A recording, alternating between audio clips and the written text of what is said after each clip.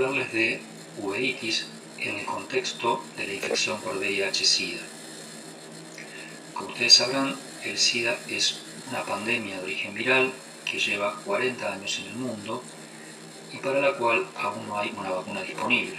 Sin embargo, este es un síndrome que ha ido sufriendo variaciones, mutaciones a lo largo del tiempo, especialmente gracias a las terapias antirretrovirales, que han modificado, entre otras cosas, el comportamiento clínico y el pronóstico de enfermedades oportunistas, entre las cuales se incluyen las uveitis. De acuerdo a las últimas estadísticas en el mundo, hay una población de casi 38 millones de infectados por VIH, 1,5 millones de nuevos casos en el último año censado, 2020, y alrededor de 700.000 muertes por SIDA en el mismo año. En Argentina se estima que unos 140.000 individuos conviven con la infección por VIH, de los cuales aproximadamente un 17% aún desconocen ser VIH positivos y un 42% solamente tienen acceso a tratamiento antirretroviral.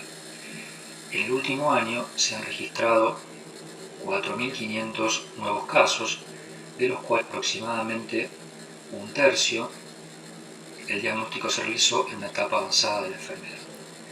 Hubo 1.500 muertes por SIDA, un número menor al de nuevos contagios.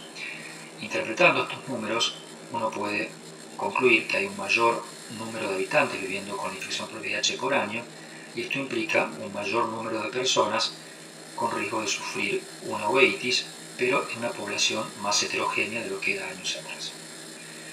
Simplificando, podríamos dividir a la población susceptible de presentar una uveitis en 5 grupos. Aquellos que desconocen ser VIH positivos, aquí debemos ser nosotros los oftalmólogos los responsables de pesquisarlo. Un segundo grupo de VIH positivos sin tratamiento antirretroviral, bien porque no lo requieren o por falta de acceso o por interrupción. Un tercer grupo de pacientes con tratamiento, pero con diferentes categorías: buena respuesta, mala respuesta o mala adherencia. Un cuarto grupo con alto riesgo de mortalidad, son aquellos pacientes que solemos ver en las terapias intensivas. Y por último, pacientes con uveitis no relacionadas por lo menos directamente con la infección por VIH, pero en los que la inmunodeficiencia o los tratamientos que modifican la inmunidad pueden afectar la conducta.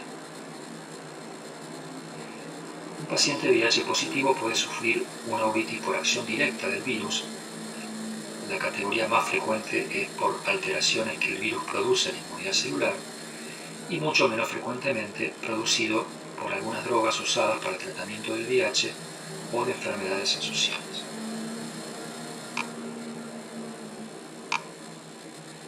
Es importante remarcar que no todas las inmunodeficiencias se comportan de igual manera como favorecedoras de uveitis. Las causas de uveitis difieren según los diferentes tipos de compromiso inmune. Esto fue recientemente estudiado por el grupo de Aniki Rotova. Por ejemplo, el caso típico es que los pacientes con infección por VIH tienen mucho mayor riesgo de presentar una retinitis por citomegalovirus que en otras inmunodeficiencias. En relación a la categoría A, esto es infección directa por el virus VIH, una uveitis anterior inespecífica, unibilateral, con grado variable de inflamación, y muy especialmente que no responda a corticoides tópicos, debe sospechar en un origen infeccioso directo por el VIH. De acuerdo a las series publicadas, son pacientes con CD4 de 200 células en promedio y con una carga viral incrementada en cámara anterior en relación al suelo. Y esto es lo que contribuye al diagnóstico bioquímico. Cuando el origen de la inflamación es únicamente el VIH, el tratamiento antirretroviral sistémico es suficiente para que la inflamación se inactive. Con una misma patogenia se incluyen las frecuentes alteraciones retinianas asociadas al VIH, en general asintomáticas y que remiten espontáneamente, pero a veces pueden dejar algunas secuelas funcionales. Son típicamente manchas algodonosas, microhemorragias, cambios microvasculares que se parecen a los que se producen por diabetes. Ocurren en pacientes con CD4 bajos, por lo que son un marcador sencillo y accesible de compromiso inmune. Este es un ejemplo de efectos de capa de fibra que quedan posteriormente a la resolución de manchas algodonosas, algo que fue publicado hace años. Aunque menos frecuente, también pueden provocarse cambios por la misma patogenia en la retina externa, como vemos allí. Es muy importante diferenciar una mancha algodonosa de una verdadera retinitis, teniendo en cuenta que ambas pueden coexistir.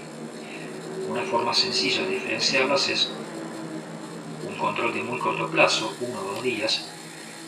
En este caso, las manchas algodonosas van a tender a reducirse, mientras que la retinitis va a tender a progresar y a mostrar bordes más granulares, como vemos en este ejemplo, marcado con la triángulo.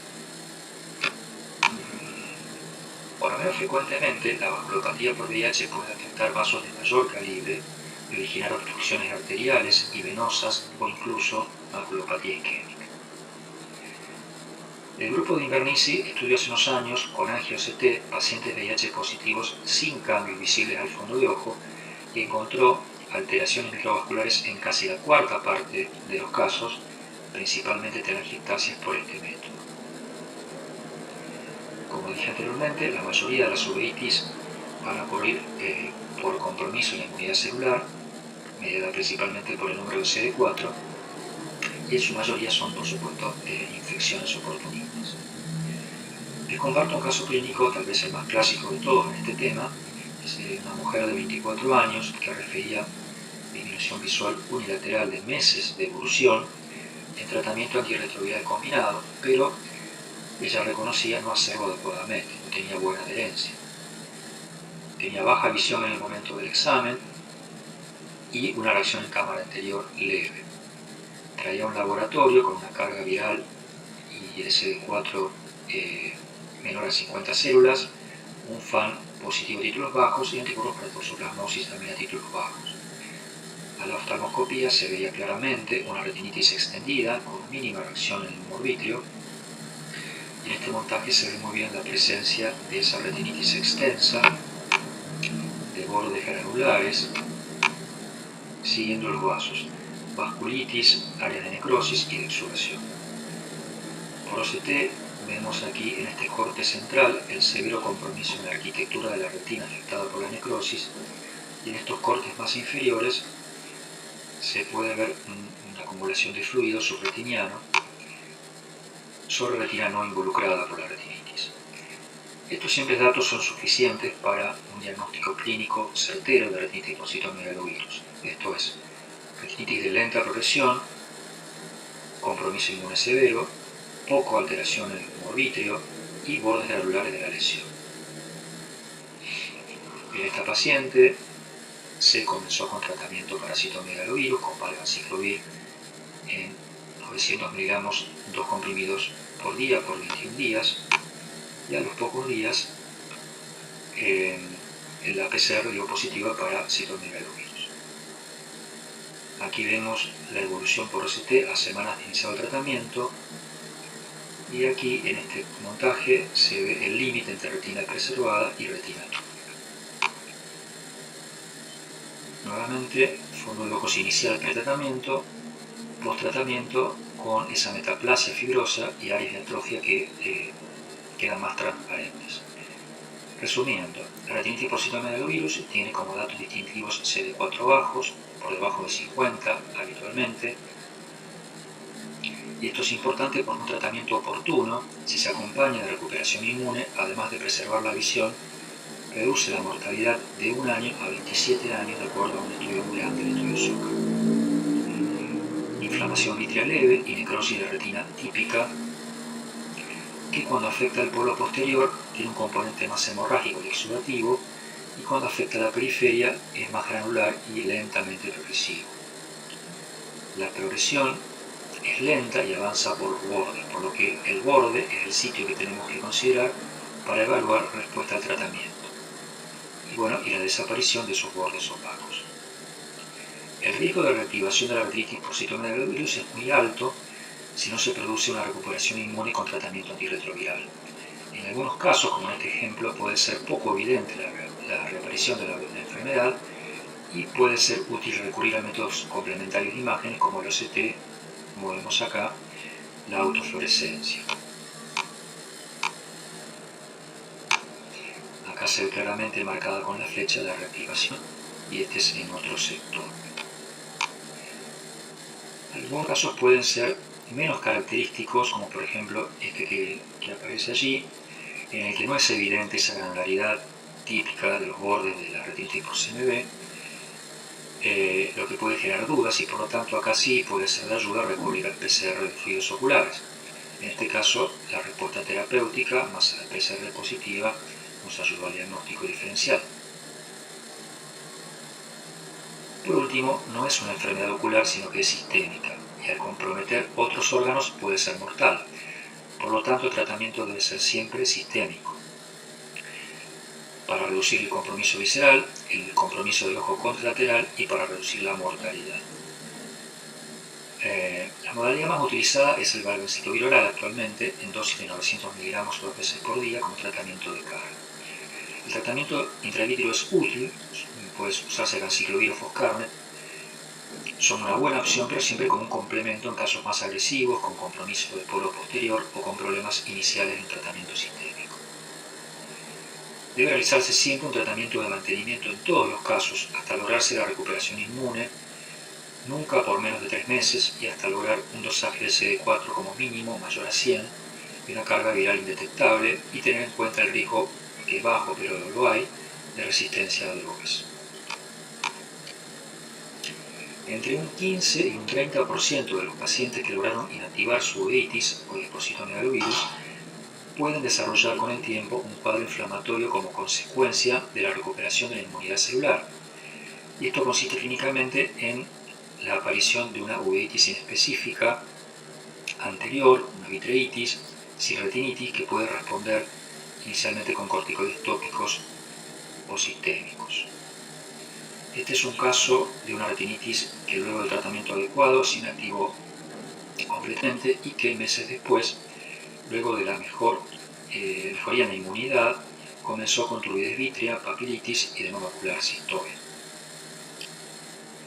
Otra complicación menos frecuente es la aparición de neovasos y un consecuente hemovítrio, como vemos acá, secundario de inflamación crónica. La inflamación crónica puede generar además membranas esclerotinianas, tracción vitreomacular, fibrosis e incluso PDR.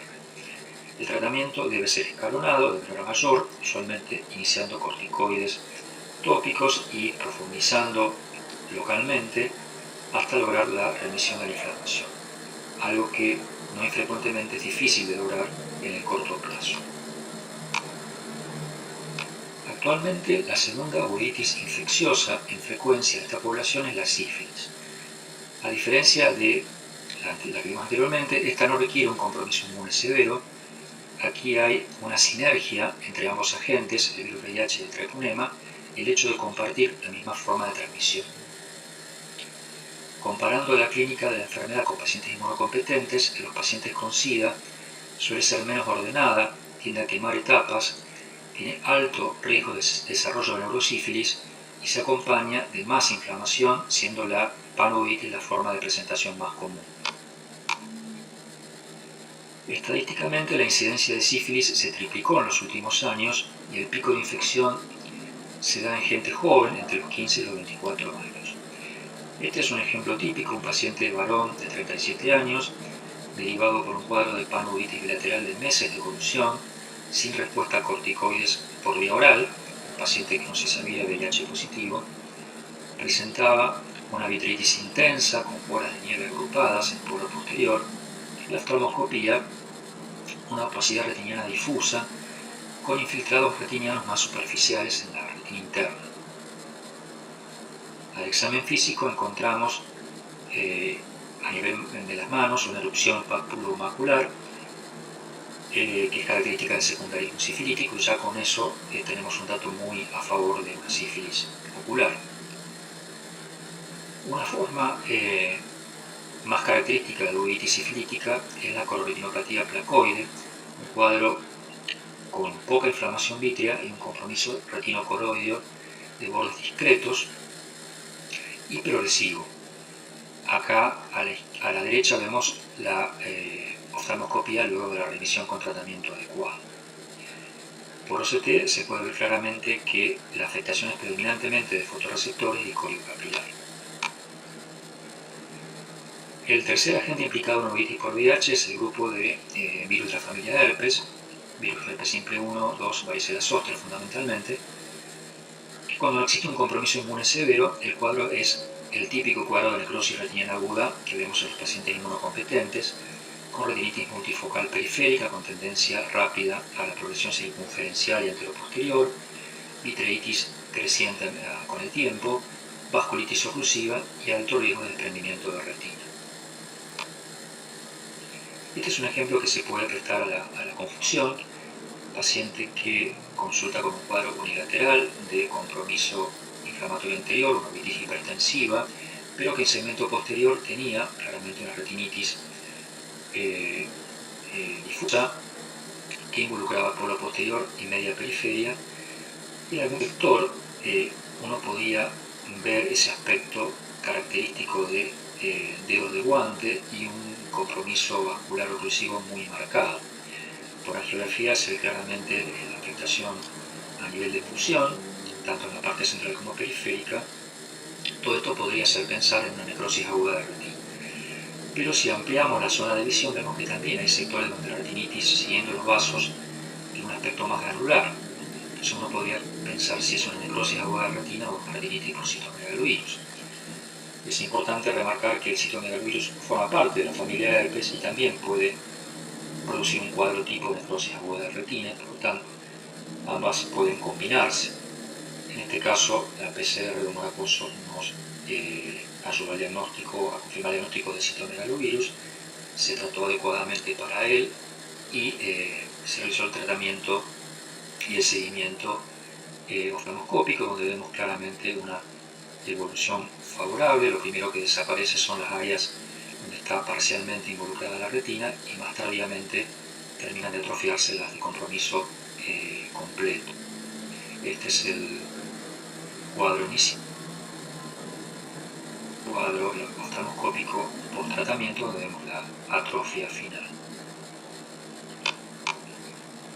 Una variante más agresiva que ocurre en pacientes con CD4 muy bajos, habitualmente debajo de 50 células, con mínima o nula reacción en cámara anterior y vitreitis, y una retinitis muy rápidamente progresiva, es la llamada necrosis retiniana externa progresiva. El agente más comúnmente involucrado es el varicela zoster. Aquí vemos que la retinitis es más teniendo a la multifocalidad y puede comenzar, como vemos en este ejemplo, inicialmente en la mácula, suele ser bilateral y los vasos suelen estar respetados, no verse involucrados. Este es, por ejemplo, un caso de una simetría en la aparición del ojo afectado inicialmente con el ojo contralateral, que solamente tenía inicialmente esos pequeños infiltrados periféricos. El tratamiento debe ser siempre precoz, combinado y muy agresivo, pero igualmente el pronóstico suele ser reservado. La toxoplasmosis es la retinitis más frecuente en la población general y también lo es, por supuesto, en los pacientes con VIH-Sida, por un tema de prevalencia, sin que sea necesario un compromiso de la inmunidad marcado. Comparando con lo que ocurre en pacientes inmunocompetentes, en pacientes con inmunodeficiencia por VIH, suelen comprometerse áreas más difusas, más extendidas de la retina. En la mitad de los casos hay compromiso cerebral asociado y, muy importante, debe permanecer siempre un tratamiento de mantenimiento tipo profilaxis secundaria por un plazo de tiempo prolongado para evitar reactivaciones. Este es un ejemplo de un caso muy severo de una paciente VIH positiva con mala adherencia al tratamiento, con un cuadro reservante. Inicialmente parecía una retinitis difusa pero no muy grave, pero debido a la falta de adherencia, la presencia de múltiples recidivas y la falta de tratamiento adecuado desencadenó un cuadro de panuveitis tipo panoftalmitis, con incluso compromiso orbitario y también compromiso cerebral, que fue lo que provocó su muerte a pocos meses de haber comenzado con el cuadro ocular. Todo esto confirmado por una biopsia por vitrectomía. Vimos entonces cuadros de retinitis o retinocoiditis por los agentes más frecuentes, pero es importante remarcar que los casos atípicos o poco definidos e incluso la asociación de varios agentes en simultáneo no son excepciones en esta población VIH positiva. A diferencia de la retinitis, las coloiditis son nódulos coloides inflamatorios, pueden ser aislados, suelen ser provocados por otras etiologías infecciosas. Las más frecuentemente involucradas son el bacilo tuberculoso, micobacterias atípicas, criptococosis, histoplasmosis que puede ser diseminada, Aspergillus y Pneumocystis jirovecii. En general son enfermedades multiorgánicas con compromiso del estado general y en muchos casos el diagnóstico ocular es en el contexto de una sepsis o internaciones en terapia intensiva. La criptococosis se asocia con mucha frecuencia con meningitis, por lo que es muy frecuente la presencia de, por ejemplo, lesiones coroideas multifocales con un papiledema. Este es un ejemplo de una coroiditis multifocal con pequeños focos coroideos asociado a una histoplasmosis diseminada de comienzo pulmonar. Y este es un ejemplo de un absceso subretiniano en el polo posterior en un paciente que cursaba una tuberculosis miliar. Si bien no son claramente uveitis, los linfomas son un diagnóstico diferencial, forman parte del llamado síndrome de enmascaramiento, y en los pacientes con VIH, infectados por VIH, pueden existir linfomas tanto primarios como asociados a compromiso del sistema nervioso central, como también asociados a compromiso sistémico. Aquí, por supuesto, siempre es importante, como en este caso, hacer una vitrectomía diagnóstica para obtener células neoplásicas que nos ayuden a confirmar el diagnóstico. Este es un ejemplo más complejo, más atípico, un paciente que vimos recientemente con una uveitis inicialmente anterior, aguda, con hipopia, con un cuadro simultáneo de criptococosis diseminada que no respondió a tratamiento para criptococo y que nos mostraba en la UM una masa infiltrativa que involucraba en 360 grados la zona del cuerpo ciliar hiperplana y que por biopsia resultó ser un linfoma. Es infrecuente, pero algunos fármacos pueden desencadenar cuadros inflamatorios intraoculares, algunos muy severos y que pueden incluir incluso hipopia. Los más conocidos son el cidofovir, que se utiliza para el tratamiento de retinitis por citomegalovirus, el antimicótico terbinafina, el antibiótico para tuberculosis rifabutina, incluso hay algunos casos publicados de uveitis secundaria a drogas antirretrovirales como el ritonavir y el indinavir. Como en toda uveitis asociada a fármacos, ante la sospecha debe suspenderse la medicación y ver la respuesta. Por último, también pueden aparecer uveitis asociadas a otras comorbilidades donde el VIH no es el principal factor, pero puede ser un factor ayudante por los cambios que produce la inmunidad tanto celular como humoral. Este es un ejemplo, un paciente VIH positivo conocido en tratamiento que debuta con un cuadro altamente sugestivo de una enfermedad exagerada. Aquí vemos el compromiso típico de desprendimiento de retina y papilitis en ojo derecho o izquierdo, el patrón de OCT con ese desprendimiento macular multilobulado con septum y un desplazamiento coloide difuso, y el comportamiento geográfico de múltiples puntos hiperfluorescentes que tienden a confluir en tiempos tardíos. Lo que tenía este paciente de particular es que cursaba un vitiligo, pero previo al desarrollo de la uveitis. Y bueno, ahí está escrito que el vitiligo puede asociarse tanto a la infección por VIH como al uso de algunos antirretrovirales, por lo que podría considerarse una reacción inmune a alguno de los dos efectos. Extrapolando la información, uno podría pensar que en este paciente la enfermedad de Arada, que como ustedes saben es una enfermedad autoinmune provocada por anticuerpos hacia el pigmento, podría haberse originado a partir de esta relación con la infección por VIH o alguna de sus drogas. Es bien conocida la presencia de enfermedades autoinmunes en el contexto de la infección por VIH. Hay un amplio espectro de enfermedades autoinmunes asociadas a esta infección, Habitualmente ocurre en pacientes con CD4 altos en el contexto de una recuperación inmune, y de hecho hay uveitis, por ejemplo, por sarcoidosis, etc., que pueden deberse a este fenómeno, y en muchos casos puede ser necesario recurrir a drogas inmunosupresoras con bajo riesgo de compromiso secundario infeccioso en estos pacientes. Bueno, para terminar y como modo de resumen, las uveitis ocurren en una población heterogénea actualmente de infectados por VIH. Es importante relacionar la enfermedad ocular con el estado inmune, tanto con fines diagnósticos como para decidir la conducta terapéutica. En casos atípicos debe sospecharse la posibilidad de la coexistencia de varias etiologías, tener particular consideración en casos de uveitis asociadas a mortalidad aumentada, como la rinitis por citomegalovirus, las colitis multifocales, incluso los síndromes de enmascaramiento, como el linfoma intraocular. Y siempre que sea posible, es recomendable obtener un diagnóstico etiológico, ya sea por cultivo, por PCR, particularmente en casos atípicos en los cuales la clínica no termina de ser clara. Actualmente hay métodos sofisticados a los cuales podríamos recurrir, como por ejemplo la secuenciación metagenómica, que está descrita también en pacientes VIH positivos. Bueno, muchas gracias.